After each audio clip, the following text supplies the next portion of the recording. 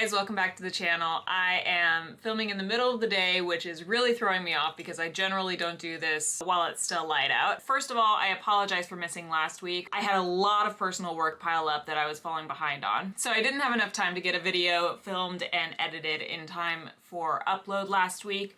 But I'm back today with another speed draw for you guys. This one, if you follow me on Instagram or Twitch or even TikTok, you know all about these characters. I post about them all the time. These are my Monster Kid characters. They are my monster children who go to monster school. I could draw them for the rest of my life without getting tired of them. And I call them monster kids, but I think they're really in their early 20s. I just am very rapidly approaching 30, so early 20s feels like children to me. But they're all different monster characters and they all go to monster boarding school and they all live their little monster lives with their monster friends, and I love them very much. So for today's speed draw, I really wanted to do sort of like a concept art for the universe that the characters are actually in. So I decided to draw them all hanging out at the dorm grounds for their campus housing. So I could talk about these characters for hours, but I don't want to deep dive into it without showing you guys the art, so let's go ahead and get started. So first things first, I did start off with the wrong orientation and then I forgot to adjust the stationary canvas once I had fixed it. So unfortunately, some of the undersketch does get cut off by the stationary canvas because it wasn't in the horizontal format. And just starting off by like blocking in the background here, let's pause for a second on this and I'm gonna tell you my secret to drawing very detailed, very realistic looking buildings. And that is The Sims 4. Every time I have to draw a building for any project, I will map it out in The Sims 4, rooms and everything, and then I'll have the game open to reference while I'm sketching in the basic shape of the building so that I can get a good feel for where everything goes and make it look architecturally sound. So that is my big secret. My number one tip for drawing buildings is get The Sims. The Sims 4 I've found has the best building controls, so that's what I use, but I just find it so helpful to really visualize the space that your characters are in. Even if you're not drawing the building itself, it's a good tool to, like I said, really visualize the space that your characters are going to be in. Back to the drawing. So I started out by just sketching in the background pretty roughly, and then I'm doing an undersketch with the main characters here that I have walking along this sidewalk. I wanted to make it look crowded, and I think I kind of achieved that just by the sheer number of characters that I put in there. But I also think I could add more sort of like background characters to make it look a little more like a lot of people go to this school. A lot of people are living in these dorms. So I think at a later point, I will go back and add in some side characters to just make it look a lot more crowded. And once the undersketch is done, I go over the top of it and do a more detailed sketch, starting off with Lincoln here in the front. He is my zombie character, and he was the first character that I actually created in this universe. This universe really started with Lincoln because I drew him as a one-off character for TikTok back when I was really active on the platform. I would just do these fun speed draw videos. And there was one speed draw of him that absolutely went viral. It was my first viral video. And I had so many people in the comments asking me if this was a webcomic that they could read somewhere or I should make it into a webcomic. And that really inspired me to kind of expand the universe a little bit, getting all that encouragement from people. So I did just that. I started off with, we've got my two vampires underneath the umbrella back here because of course they have to stay out of the sun, starting with Michael on the right and then Adam on the left. Jade here was the second character I made for the universe. She is a werewolf and she is Lincoln's best friend. And I also think she's the one character that I personally resonate with the most. I just like her vibe. She's the kind of person that I really want to be, in addition to having a style that I really, really admire. I really love the character of Jade. And then after Jade, I made Maggie here, who is a ghost character. And Maggie is by far the most popular character that I've ever introduced to this universe. Everyone that sees any of these characters absolutely loves Maggie. She's gotten the most fan art, which is so shocking. I can't believe people want to make fan art of my characters. That's just, But everybody loves Maggie and I love her too. She is just peak character design for me. I think she's the best character I've ever designed. And then in the background here are some a little bit more minor characters, but they are going to play as kind of the villains of the first arc in this story that I have brewing in my head. First is another ghost. Her name is Bailey. And then behind her is her boyfriend, who does not have a name yet, but he is in her character arc, so I wanted to include him. And then another background character who also doesn't have a name because I just came up with her, and she was initially supposed to be just like a very, very minor background character, wasn't even supposed to have any kind of role in this story. When I drew her for the first time, I was absolutely obsessed with her. I loved her so much. I loved her design. I loved her aesthetic that I really want to include her in the story a bit more. I just don't know how. And then I lost some footage here. I don't know what happened to it. I filmed it and the recording kind of got corrupted for some reason. So I lost the recording of lining Lincoln in the front, but thankfully I do still have the line art for the rest of the characters. And what I wanted to do here is I wanted to kind of use my foreshortening trick where I split the picture up into foreground, middle ground, background, and then I do the line art for the foreground separate from the middle ground, from the background. And that gives me the opportunity to blur out the background and the middle ground a little bit at the end to make those further back seem a little more out of focus. I didn't want to blur the characters too much because I didn't want them to lose too much detail, but in the end I did end up blurring the side characters in the back just slightly, just so they're ever so slightly fuzzy, but you can still tell who they are. And then I put just the tiniest blur on the characters in the middle ground because I realized if I had put too much of a blur effect on them, Lincoln would be the only one in focus.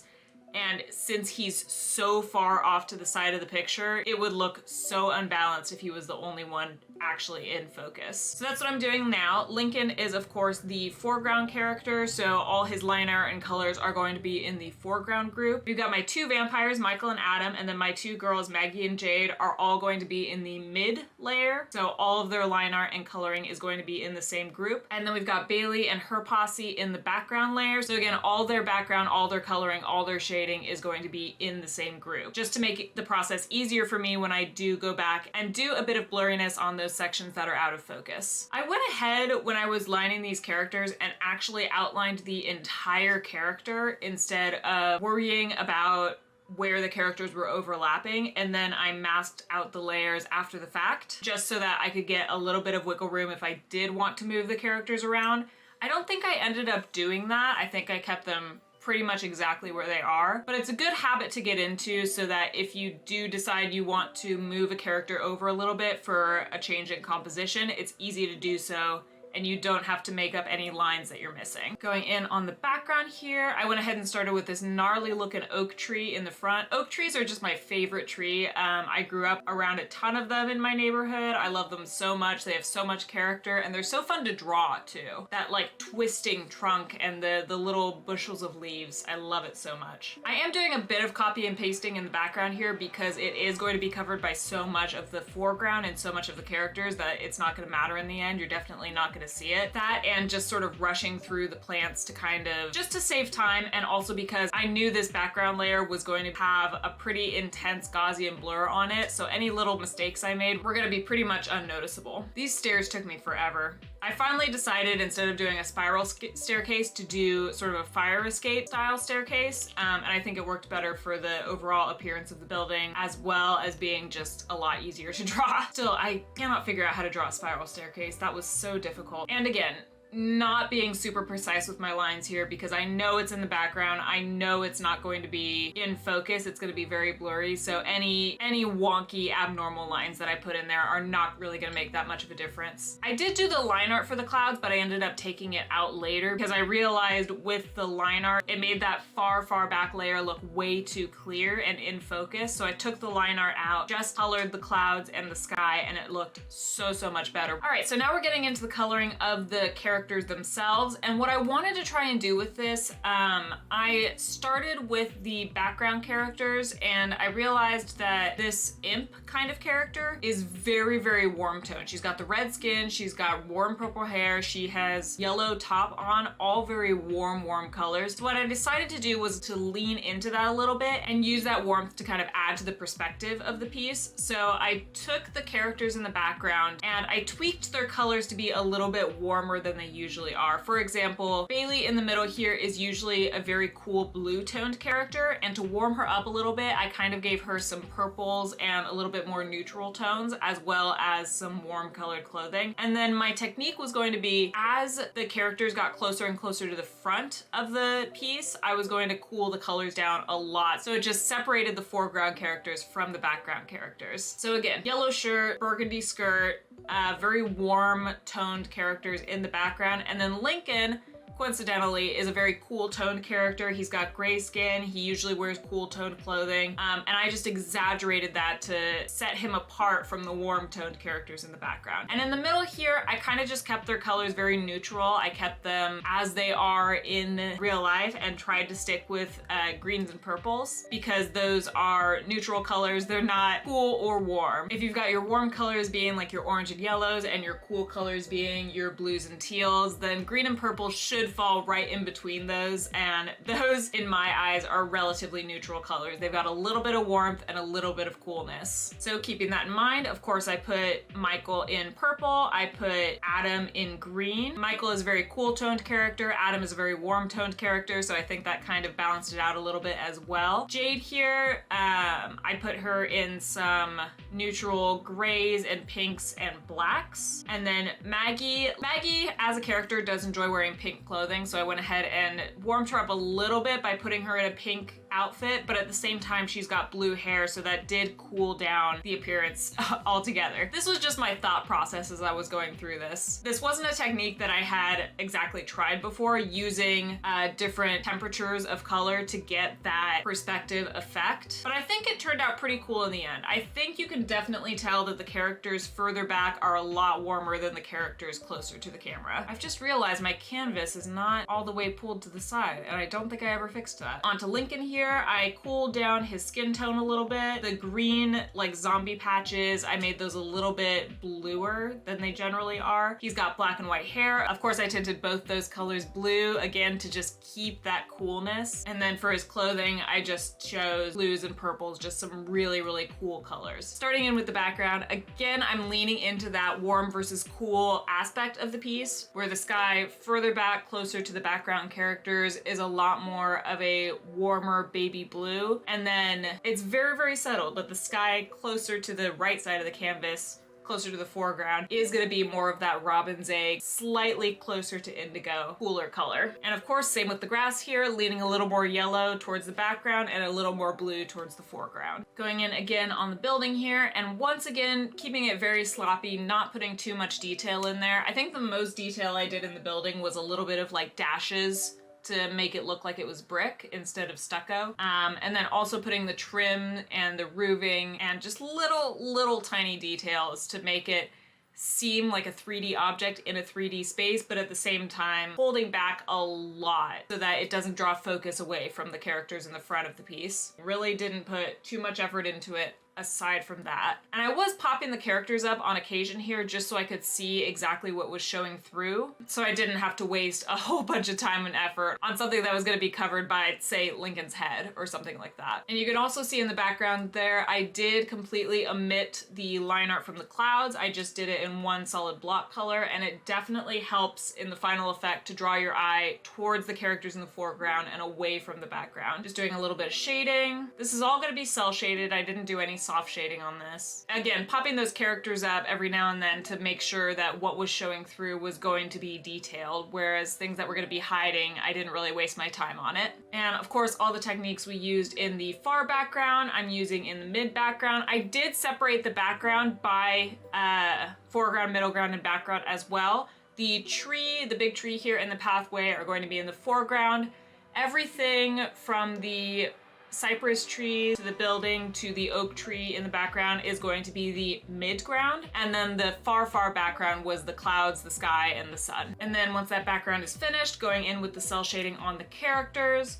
I was starting to get a little sloppy on this because I did this all last night because I knew I needed to get it finished by today so that I could do the voiceover and have enough time to edit and upload it.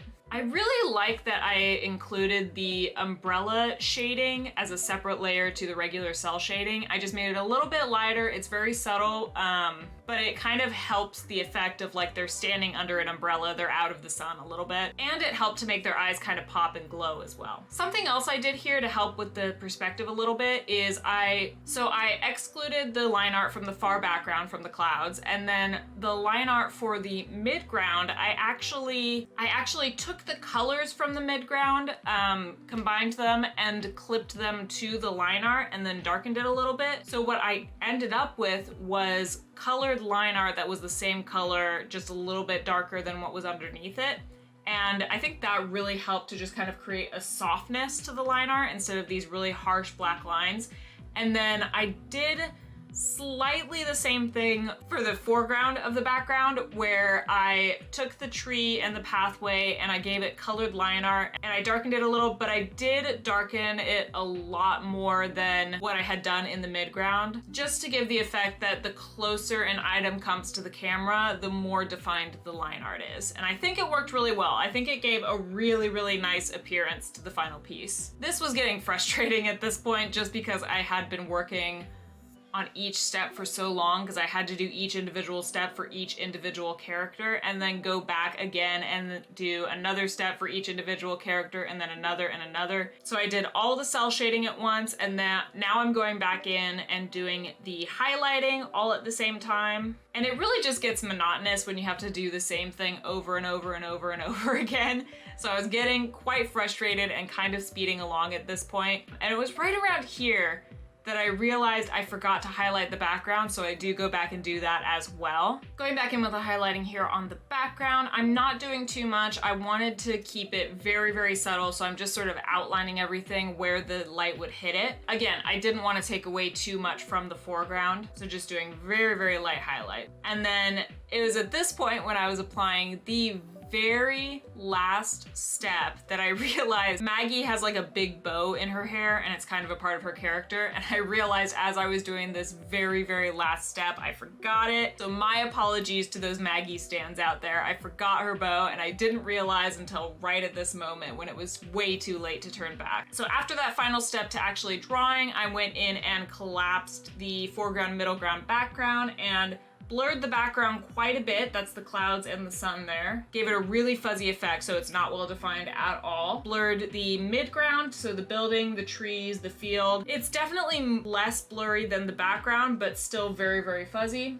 And then the foreground of the background, which is that big oak tree and the pathway, is pretty clear, but you can see there's a little bit of a haze over it. And then I went in and did the same thing with the characters, but even lighter so that I didn't lose any of the definition. And that is the finished piece. I am so happy with this one. I think it turned out so cool, and I absolutely love having a piece that has all of my characters together in one spot, plus a little bit of the environment as well. I'm super happy with this. I can't wait to use it as sort of like a concept art for the comic if I ever do get to the point of releasing that. But yeah, I'm super pleased with this one. I can't wait to share it with you guys. If you do want to see the full piece right now, it is available at this very moment on my Patreon. I won't be posting this to my Instagram for a few weeks. I'm sort of taking a break there. But again, if you want to see the finished piece right now, you can find it on my Patreon under the Content Fiend tier. And you can catch me on my other socials at Instagram, TikTok, and Twitch. That's Threadwing in all of those places. Patreon, Instagram, TikTok, Twitch, all Threadwing. I've got it up on the video here. Other than that, make sure you subscribe to this channel so you can find your way back for next week's video, and I will see you all then. Bye!